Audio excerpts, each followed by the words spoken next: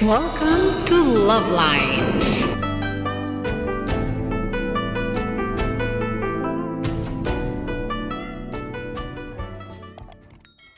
Okay. Iniwan na nga ako. Ayun na sila.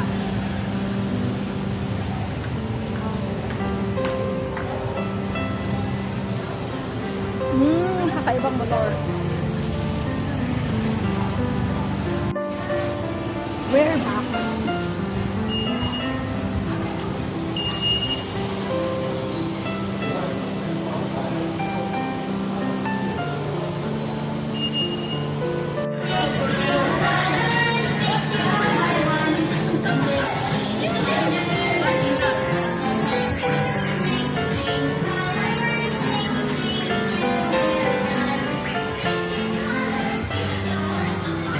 Kami sa Chinatown Museum.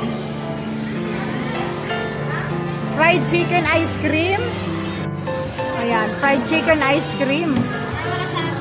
Aha. $100 ang isa. Kaya 1,000 yung ano. Cute na lalagyan. Ayan. Cute lang. Mochi Japanese ice cream. Maganda sana. Mahirap nga lang bitbitin sa pauwi. Umakyat, dadaanan ko muna to, tinatanaw ko to eh. Itong mga Buddha nila, freshly mixed. Ano kaya siya? Lucky Chinatown. Dami naman. Mga Buddha, six laughing Buddha. Ayan. Ano tawag nito? Informational video lang. Yan sa kanila. Buddha is identified as one who is awake or one who has achieved enlightenment. By praying to Buddha, we gain inspiration from them, which aid in awakening our inner potentials and capabilities. To activate your prayers, drop a coin in the donation box. Clap 3 times, make a wish, and touch the red rope in front of the Buddha representing your hopes for 2023. Yun. Ano nila mga Buddha images nila. Buddha with children. Yun. Buddha with children. Tapos naman, ito yung Buddha with a ball. This Buddha brings prosperity for those seeking new opportunities in their finances, income, money endeavors. Tapos ito naman, Buddha with a fan, electric fan. Buddha wards of bad luck, accidents, and physical harm. Panda, do not touch. Tapos ito naman, Buddha with a sword. Attracts professional growth and development for those who want to improve their careers. And then ito naman, Buddha with a sack. This Buddha represents wealth and good fortune and brings growth for existing businesses and ventures. And then ito naman, Buddha with a gourd. This Buddha brings good health and healing for those who are experiencing physical, mental, and emotional illness, including depression and anxiety. Okay, so ayan. Dito kami sa anong area na to? Yan yung mga kapalan dito. Meron nakasara. Ano kaya nandito? Parang equivalent nila na equivalent ng Three Kings. Fulu Shu or Sanxing in China are known as the 3 star gods. These 3 Chinese auspicious star gods enhance good fortune, happiness, prosperity, and longevity. Ay, mali.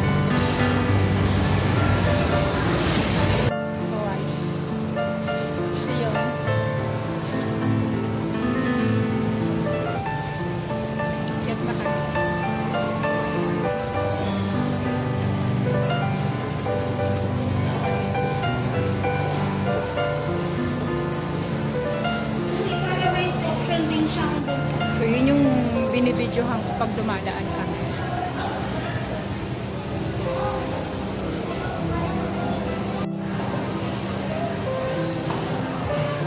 Doon umakyat. Papunta sa West Wing. Hindi naman doon sa West Wing Bumalik na naman kami.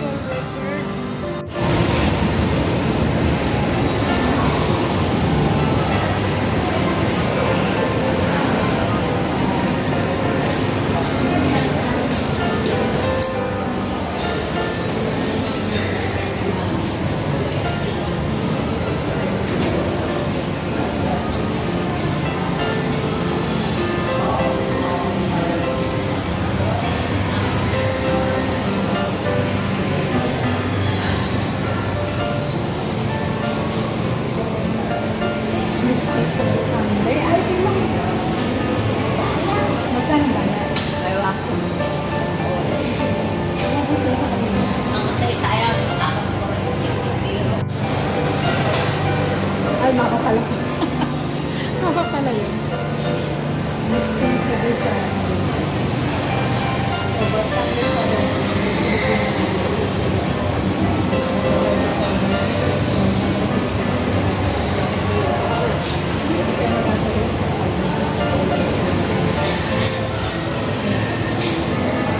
Ah, ito.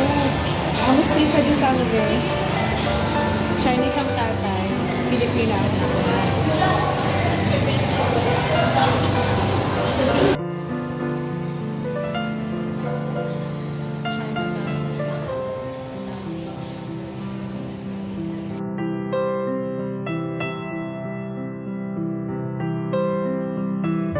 Tagal pala mag-ikot sa museum kasi malaki nga talaga siya. Sayang. Di bale, eto. Pabalik na lang kami one time. For students, 100 pesos. Senior citizen, 120. Pag regular, 150. Maganda tong educational field trip. Maganda siya. Yeah, basas na. Dapat pag-picture na lang tayo. Yeah, Chinatown. Hindi nga lang makita yung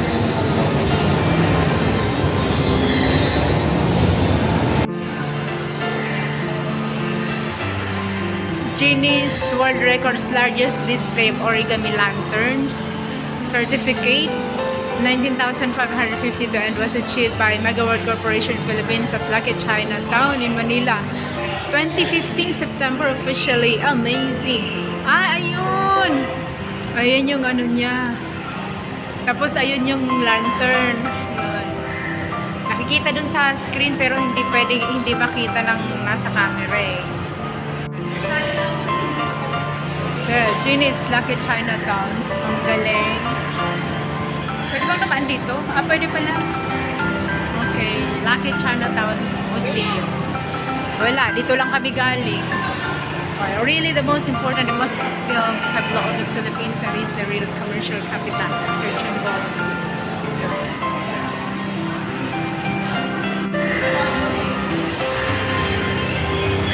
Kirik, may iba na lang.